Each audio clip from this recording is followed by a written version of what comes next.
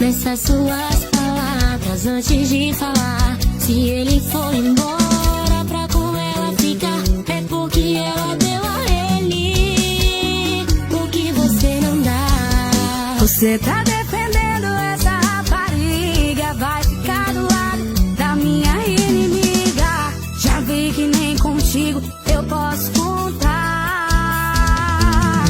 Já que me ligou, também tenho um assunto pra falar contigo. Sabe a história sobre o teu marido? Ele te deixou pra morar comigo. Rapariga não, eu sou profissional.